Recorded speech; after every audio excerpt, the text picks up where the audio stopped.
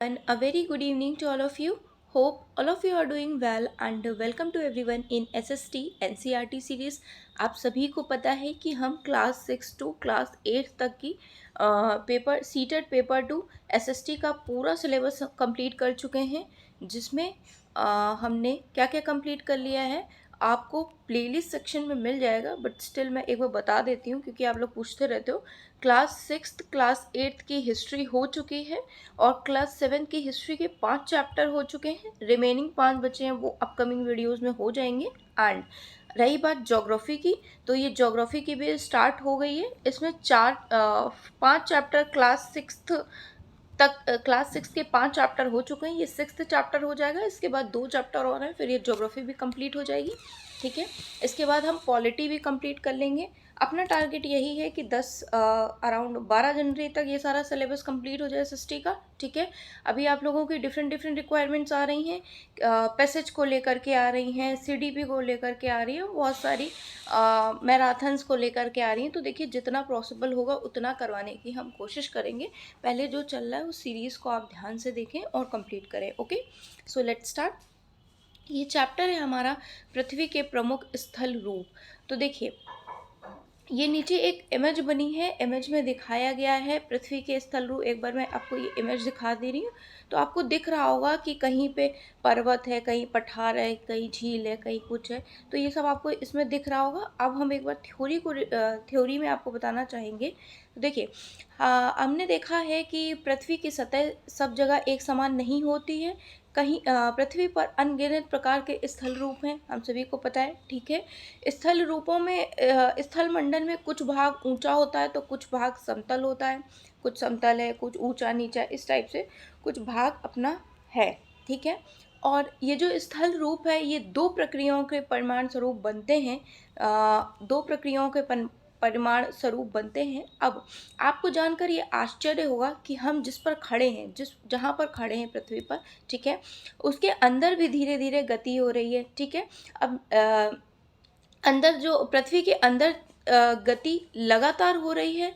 ठीक है, लार्वा के कारण जो जगह जगह पर कमज़ोर हो जाता है एरिया, वहाँ से क्या होता है, लार्वा बाहर निकलता है और सतह ऊपर उठ जाती है। इसलिए कहीं पे सतह ऊपर उठी हुई है पृथ्वी की और कहीं पे नीचे है पृथ्वी की सतह। ठीक है, तो यही इसमें बताया गया है कि पृथ्वी के अंदर गति हो रही। ठीक है ना, ये कुछ फैक्ट दिया है। अब इस फैक्ट की इंफॉर्मेशन ये है कि पहाड़ी व स्थलीय भाग है। पहाड़ी क्या है, पहाड़ी के बारे में बताया गया है कि पहाड़ी एक स्थलीय भाग है जिसके आसपास की भूमि से ऊंची उठी हुई है। पहाड़ी एक स्थलीय भाग है जो आसपास की भूमि से ऊंची उठी हुई है। ठीक है, 600 मीटर से अधिक ऊंचाई एवं खड़ी डाल वाली पहाड़ी का पर्वत कहा जाता है। जिसकी ऊंचाई 600 मीटर से ऊंचा है, उससे ऊंचा अगर ये उठा हुआ है तो उसे खड़ी ढाल वाली है।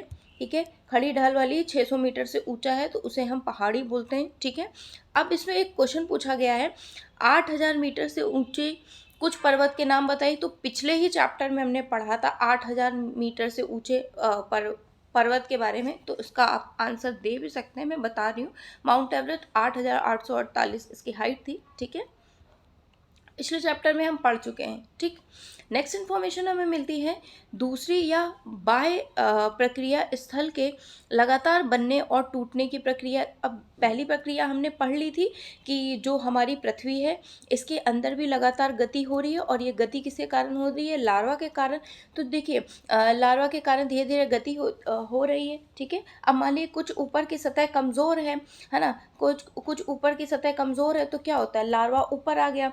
हाँ, ऊपर ऊपर निकल गई तो सतह क्या हो गई, वहाँ पे ऊपर उठ गई है। ठीक है, दूसरी जो प्रक्रिया इन्होंने बताई है कि बाह्य प्रक्रिया है, इसमें क्या होता है, इसमें पृथ्वी की सतह टूटकर घिस जाने को, इसमें दो टर्म बताए गए, एक अपर्दन और एक निक्षेपण। अपर्दन में ये है, मान लीजिए पहाड़ है, ठीक है, यहाँ से नदियाँ बह रही हैं, तो अब नदियाँ अपने आप पानी ला रही, पानी के साथ कुछ पहाड़ के लाइक थोड़ा थोड़ा सा पहाड़ का पोर्शन भी तो ला रही होगी अपने साथ। ये आपके पास नदी है, ठीक है, ये पहाड़ है, एक मैं अपनी लैंग्वेज में, ये मान लिए पहाड़ है, ठीक है, यहाँ से ये नदी बह रही है, तो यहाँ से सिर्फ जल तो आ नहीं रहा होगा, जल के साथ पानी के साथ कुछ छोटे छोटे कण भी आ रहे होंगे, कुछ पार्टिकल्स भी आ रहे होंगे पहाड़ के, है ना। तो वो क्या हुआ, अपरदन की प्रक्रिया हुई, यहाँ से हो गया।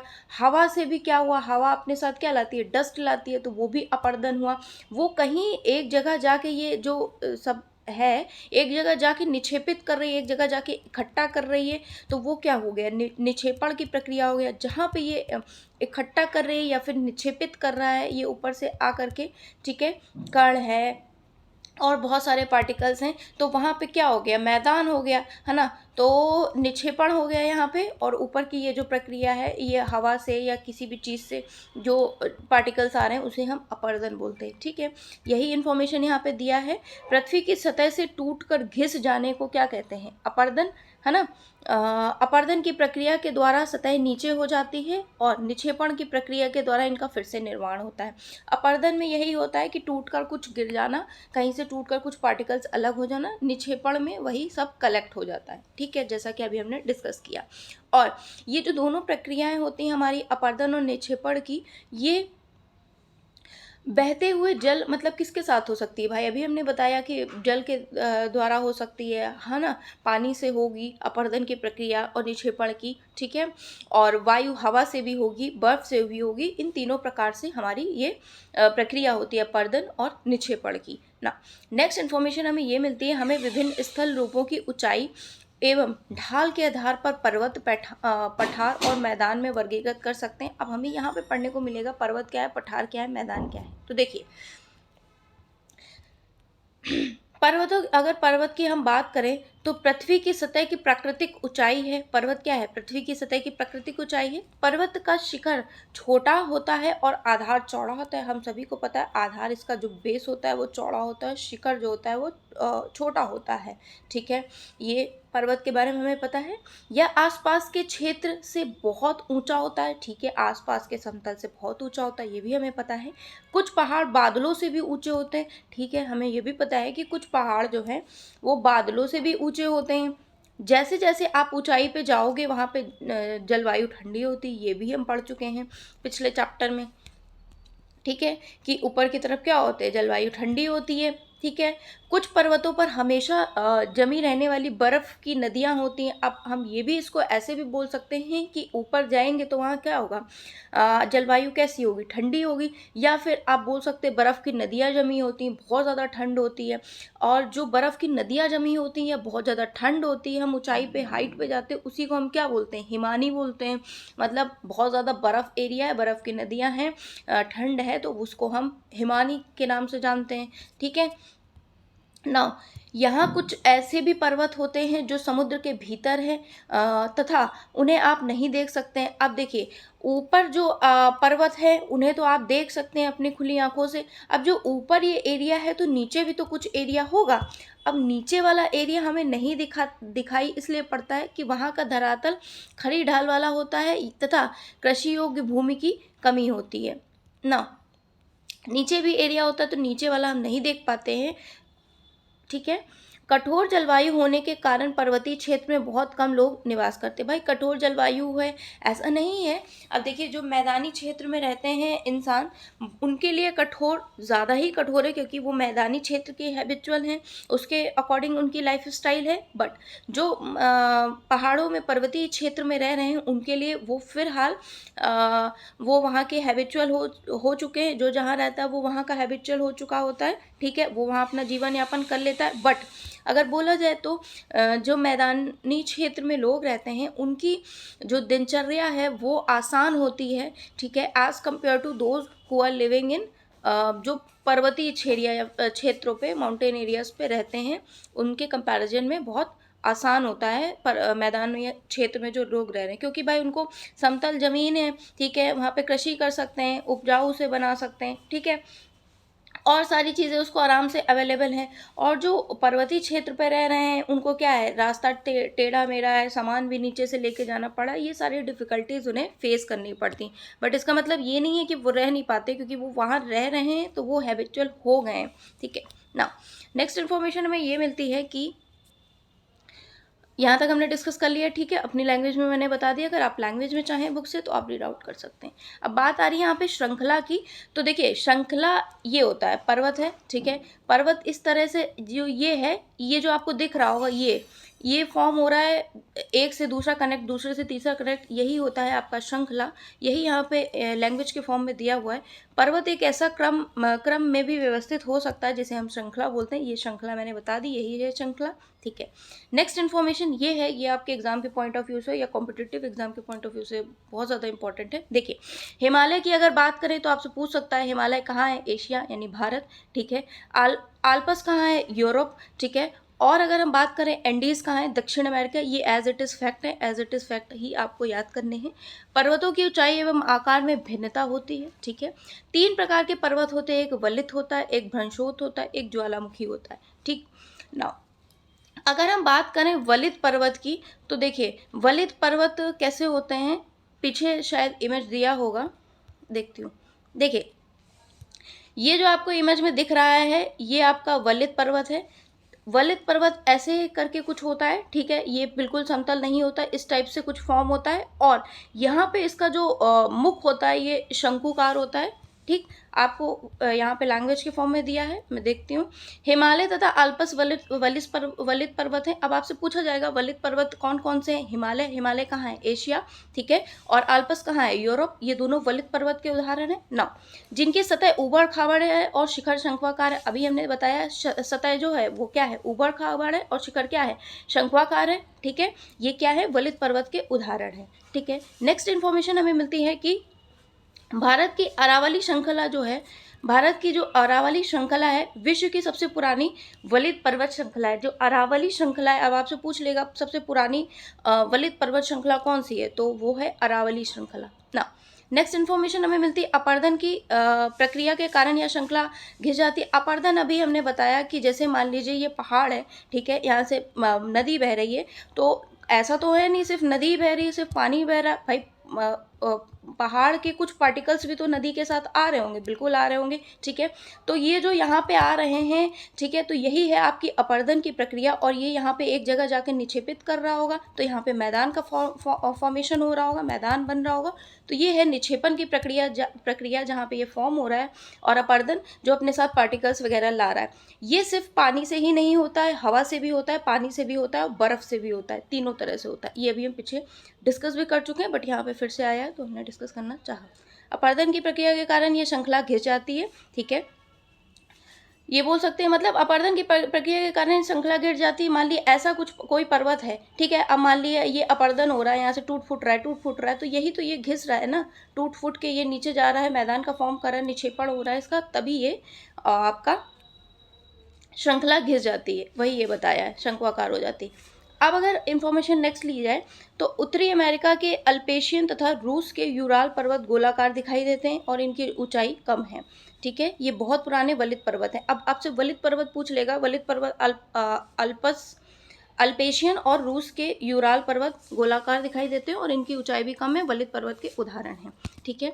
नेक्स्ट इन्फॉर्मेशन आपको मिलती है, जब बहुत बड़ा भाग टूट जाता है और ऊर्ध्वाकार रूप से विस्थापित हो जाता है तो भ्रंशोत पर्वत होता है। देखिए भ्रंशोत पर्वत में ये है कि पहाड़ का बहुत बड़ा भाग जो है वो टूट जाता है, ठीक है, और घिर जाता है, तो वो भ्रंशोत पर्वत का निर्माण कर देता है। ऊपर उठे भाग को हास्ट बोलते हैं, उत्खंड बोलते हैं, और नीचे धसे हुए भाग को द्रोणिका या ग्रोवन बोलते हैं। देखिए इसमें ये भ्रंशोत पर्वत का है, ऊपर जो एरिया उठा हुआ है इसे उत्खंड भ्रंश बोलते हैं, और जो नीचे धस जाता है एरिया उसे द्रोणिका भ्रंश बोलते हैं, ठीक है ना। इसका एग्जाम्पल दे रखा है, ये फैक्ट है, यूरोप की राइन घाटी तथा वास जेस पर्वत इस तरह के पर्वत के उदाहरण हैं, ठीक है, भ्रंशोत पर्वत के उदाहरण हैं। ये आप एज इट इज़ याद कर देंगे, ठीक है ना। ज्वालामुखी पर्वत क्या है, ज्वालामुखी क्रियाओं के कारण ही बनते हैं ज्वालामुखी पर्वत। अफ्रीका का माउंट किलिमंजारो तथा जापान का फ्यूजियाना इस तरह के पर्वत के उदाहरण हैं। किस तरह के पर्वत के, ज्वालामुखी पर्वत के, ठीक है। नेक्स्ट इन्फॉर्मेशन हमें मिलती है, पर्वत हमारे लिए क्या होते हैं, बहुत लाभदायक होते हैं। पर्वत जल के संग्राहक होते हैं। बहुत सी नदियों का स्रोत पर्वत में स्थित हिमानियों से होता है। है ना। हिमानी हमने बताया ना, ऊपर जाते हैं, हाइट पे जाते हैं तो ठंड बहुत होती है वहाँ पे, उसको हम बोल सकते हैं कि ठंड, बर्फ़ के कारण क्या होता है, बर्फ़ की नदियाँ होती हैं, उसी को हिमानी बोलते हैं। तो यही चीज़ यहाँ पे फिर से लिखा हुआ है ना। नेक्स्ट इन्फॉर्मेशन ये मिलती है कि जलाशयों के जल को लोगों तक पहुँचाया जाता है। पर्वत के जल का उपयोग किस किस में होता है? सिंचाई के लिए हम पर्वत के जल का उपयोग कर सकते हैं। पनबिजली उत्पादन के लिए पर्वत के जल का उपयोग कर सकते हैं। नदी, घाटी तथा वेदिकाएं पर्वत और क्यों इम्पोर्टेंट है, कैसे इम्पोर्टेंस है पर्वत की? तो देखिए, हम वेदिका कृषि के लिए के लिए इम्पोर्टेंस है। नदी, घाटी, ठीक है, इन सभी चीज़ों के लिए उपयुक्त है। पर्वत में अलग अलग प्रकार की वनस्पतियां और जीव जंतु भी पाए जाते हैं। वनों से हमें ईंधन, तो देखिए इतना हमने डिस्कस कर लिया है ना। पर्वत के जल का उपयोग कहाँ कहाँ कर सकते हैं? सिंचाई, पनबिजली उत्पादन में कर सकते हैं। नदी, घाटी और वेदिका कृषि के लिए उपयोगी हैं, ठीक है, कृषि के लिए उपयुक्त हैं, ठीक। नेक्स्ट इन्फॉर्मेशन ये मिलती है, पर्वत में अलग अलग प्रकार की वनस्पतियां तथा जीव जंतु पाए जाते हैं। इनसे हम क्या कर सकते हैं? वनों से हमें ईंधन, चारा, आश्रय और दूसरे उत्पाद जैसे गोंद, रेजिंग इत्यादि ये सब मिलता है। और सैलानियों के लिए पर्वतीय भाग उपयुक्त है। वे पर्वत की यात्रा उनकी प्राकृतिक सुंदरता को देखने के लिए करते हैं। विभिन्न प्रकार के खेल भी होते हैं, जैसे कि हम पैराग्लाइडिंग है, ठीक है, और रिवर राफ्टिंग है, और स्क्रीनिंग पर्वत में प्रचलित खेल है। डिफरेंट डिफरेंट टाइप से खेल हैं, मतलब गेम्स हैं। अब आपसे पूछ सकता है कि ज्वालामुखी पर्वत का उदाहरण दीजिए या एग्जाम्पल क्या है? तो माउंट किलिमंजारो, ठीक है, और जापान का फ्यूजियामा, माउंट किलिमंजारो अफ्रीका में, और जापान का फ्यूजियामा, ठीक है। और अगर नेक्स्ट इन्फॉर्मेशन की अगर बात करें, हिमालय वलित पर्वत का अगर आपसे पूछा जाए तो हिमालय है, अल्पास है वलित पर्वत के उदाहरण। और भ्रंशोत पर्वत का उदाहरण आपसे पूछा जाए तो राइन घाटी है, अभी हमने डिस्कस की थी राइन घाटी, इसका उदाहरण है ना। नेक्स्ट इन्फॉर्मेशन आती है पठार के बारे में, ठीक है। पठार क्या है? पठार उठी हुई एवं सपाट भूमि होती है। देखिए, उठी हुई तो होती है ये भूमि, कुछ उठी हुई तो है, मगर ये सपाट है। सपाट मतलब यहाँ से, जैसे पर्वत है ना, तो यहाँ से ये कोनिकल हो जाता है, यहाँ का बेस चौड़ा होता है, तो ये उठा, बेशक उठा होता है, बट यहाँ से ये क्या होता है? सपाट होता है, ठीक है ना। ये पठार आपको दिख रहा है ना, यहाँ से ये सपाट है, ऊंचा तो है बट यहाँ से सपाट है, ओके। नेक्स्ट इन्फॉर्मेशन ये मिलती है, आसपास के क्षेत्र से अधिक ऊंचा तो उठा होगा, बट इसके ऊपर भाग मेज के समान सपाट होगा, मेज के समान सपाट होगा, इस टाइप से, ठीक है। किसी पठार के एक या एक से अधिक किनारे होते हैं जिनके ढाल खड़े होते हैं। अगर पठार की ऊंचाई प्रायः कुछ 100 मीटर से लेकर कई हजार मीटर तक हो सकती है, ओके। पर्वत की सतह पठार भी नए या पुराने हो सकते हैं। और अगर हम बात करें तो भारत में दक्कन पठार है, पुराने पठारों में से एक है, ओके। केन्या, तंजानिया और युगांडा का पूर्वी अफ्रीकी पठार एवं ऑस्ट्रेलिया का पश्चिमी पठार इस प्रकार के उदाहरण है, पठार का एग्जाम्पल बताया गया है। तिब्बत का पठार जो है विश्व का सबसे ऊंचा पठार है, जिसकी ऊंचाई समुद्र तल से, अभी हमने पिछले ही चैप्टर में डिस्कस किया था, किसी भी लाइक मेजर करना होता है तो from the sea level measure करते हैं, समुद्र तल से ऊंचाई मेजर करते हैं। तो तिब्बत का पठार जो कि विश्व का सबसे ऊंचा पठार है, उसकी ऊंचाई 4000 से 6000 मीटर तक है, ठीक है। अब अगर हम बात करें तो पठार बहुत उपयोगी होते हैं, ओके, क्योंकि उनमें खनिजों की प्रचुरता होती है, और यही कारण है कि विश्व के बहुत से खनन क्षेत्र पठारी भागों में ही स्थित हैं। अफ्रीका का पठार सोना एवं हीरा के खनन के लिए प्रसिद्ध है। भारत में छोटा नागपुर का पठार लोहा, कोयला, मैंगनीज के बड़े भंडार के लिए प्रसिद्ध है, या बड़े भंडार मैंगनीज के पाए जाते हैं, कोयला, लोहा और मैंगनीज के भारत के छोटा नागपुर के पठार में, ठीक है। पठारी क्षेत्र में बहुत से जलप्रपात हो सकते हैं क्योंकि यहाँ नदियाँ ऊंचाई से गिरती हैं। भारत के में छोटा नागपुर का पठार एवं पर स्वर्णरेखा नदी पर स्थित है। जस्ट अ मिनट, हुड्रो छोटा नागपुर का पठार पर स्वर्णरेखा नदी पर स्थित हुंड्रो जलप्रपात है, और कर्नाटक में जोग जलप्रपात है। इस प्रकार के जलप्रपातों के उदाहरण हैं, ओके। तो आप ये याद रख सकते हैं कि जो इसमें फैक्ट हैं, कर्नाटक में जोग जलप्रपात है और भारत में छोटा नागपुर पठार पर क्या है स्थित, स्वर्णरेखा नदी पर क्या स्थित है, हुड्रू जलप्रपात। ओके, और इस प्रकार के जलप्रपात के उदाहरण है, लावा पठार में काली मिट्टी की प्रचुरता होती है। ठीक है, लावा पठार में क्या है, काली मिट्टी की प्रचुरता, और काली मिट्टी क्या है, उपजाऊ है, खेती के लिए अच्छी मानी जाती है, बेस्ट मानी जाती है। कई पठारों में रमणीय स्थल होते हैं जो पर्यटक को आकर्षित करते हैं। ओके, नेक्स्ट इन्फॉर्मेशन हमें मैदानों के बारे में मिलती है। तो देखिए, मैदान समतल भूमि का बहुत बड़ा भाग है, समानता माध्य समुद्री तल से 200 मीटर से अधिक ऊंचे नहीं होते हैं। जो मैदान होते हैं समुद्र तल से, मान लिया ये समुद्र तल है, इससे 200 मीटर से अधिक ऊंचे नहीं होते हैं। अगर 200 मीटर से ऊंचे हो जाएंगे तो वो मैदान नहीं कहलाएंगे। ओके, कुछ मैदान काफ़ी समतल होते हैं, कुछ उर्मिल और तरंगित हो सकते हैं। अधिकांश मैदान जो है नदियों तथा उनकी सहायक नदियों के द्वारा बनते। अभी हमने डिस्कस किया था कि मैदान कैसे बनते हैं, निक्षेपण के द्वारा। ओके, पर्वतों के अपर्दन से फिर निक्षेपण होता है, निक्षेपण के द्वारा नदियाँ पर्वतों के ढालों पर नीचे की ओर बहती हैं तथा उन्हें अपर्दित करती हैं। अभी हमने डिस्कस किया। ठीक है, वे अपर्दित पदार्थों को अपने साथ ले आती हैं। अभी हमने पहले भी डिस्कस किया था। और उससे क्या होता है, उसके साथ साथ जो पत्थर, बालू, सिल्ट को वे घाटियों में निक्षेपित करते हैं। इन्हीं निक्षेपण से ही तो मैदान का निर्माण होता है। अभी हमने डिस्कस किया था यही वाली चीज़, है ना। यहाँ पे निक्षेपण हो रहा है, यहाँ मैदान बन रहा है, ये नदी बह रही है। ठीक है, अपने साथ ये सारी चीज़ें लेके आइए। सामान्यतः मैदान बहुत अधिक उपजाऊ होते हैं। ठीक है, यहाँ परिवहन के साधन का निर्माण आसानी से होता है, इसलिए ये मैदान विश्व के सबसे अधिक जनसंख्या वाले भाग में होते हैं। नदियों के द्वारा बनाए गए कुछ बड़े मैदान एशिया एवं उत्तरी अमेरिका में पाए जाते हैं।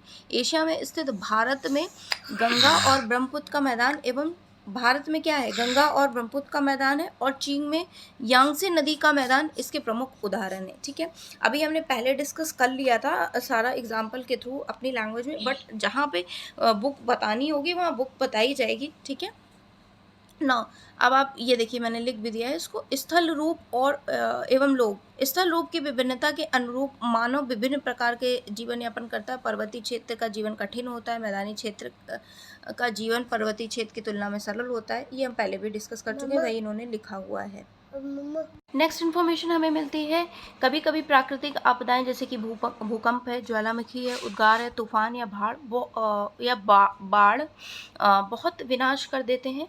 इन आकस्मिक घटनाओं के बारे में जागरूकता पैदा करके हम इनमें आने वाले खतरों को कम कर सकते हैं। ठीक है, तो यही लिखा है। ये कुछ आपका मैंने सब डिस्कस कर लिया, ये सब दिया है, रिवर राफ्टिंग वगैरह कैसे क्या किया गया है। ठीक है ना, ये कुछ क्वेश्चंस हैं, इनको हम सॉल्व कर लेंगे तो एक हमें पता चल जाएगा कि जो हमने पढ़ा है वो सही है या मतलब आ रहा है या नहीं।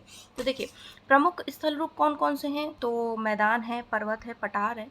पर्वत और पठार में क्या अंतर होता है, तो आप बता सकते हैं, जो पर्वत होते हैं वो बहुत ऊंचे होते हैं, आधार इनका चौड़ा होता है, और ऊपर की जो ये होता है ये कोनिकल होता है। ठीक है, ट्रिंगुलर होता है। ठीक है ना। अगर पठारों की बात करें तो पठार जो होते हैं सपाट भूमि होती है, मतलब ऊंचे तो उठे होंगे बट ये सपाट होगी भूमि होगी, जो ये मेज की तरह ये सपाट होगी, ऐसा ही लिखा हुआ था।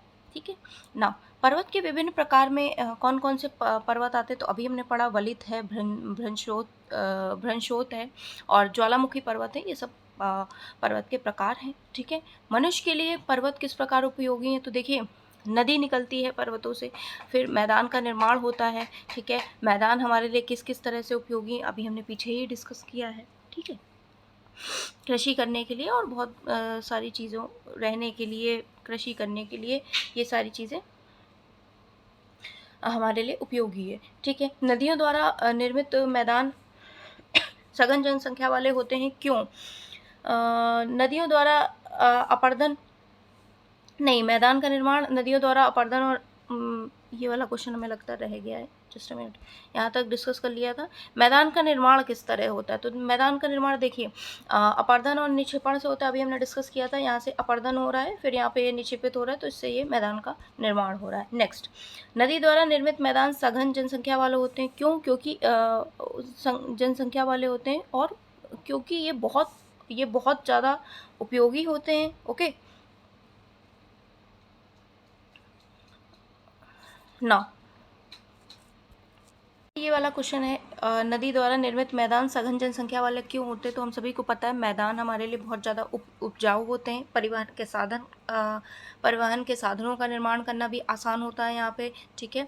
और इस तरह की चीज़ें यहाँ पे फैसिलिटी होती, इसलिए विश्व के सबसे अधिक जनसंख्या वाले भाग पे क्या होते हैं? ये मैदान, ठीक है। नदियों के द्वारा बनाए गए, ये हमने डिस्कस कर लिया है, ठीक है। पर्वत में जनसंख्या कम क्यों होती है? देखो, पर्वत सभी के लिए जनसंख्या इसलिए कम होती है क्योंकि वहाँ पे बहुत ज़्यादा उपजाऊ क्षेत्र तो होता नहीं, ऊबड़ खाबड़ ज़मीन, ऊबड़ खाबड़ रास्ते होते हैं, ठीक है। बहुत ज़्यादा उपजाऊ नहीं होती, कृषि करने योग्य नहीं होता है। हमें सामान भी दूसरी जगह मतलब नीचे से ले जाना पड़ता है मैदानी एरिया से पर्वतों में, इसलिए वहाँ पे जनसंख्या कम होती है, ठीक है।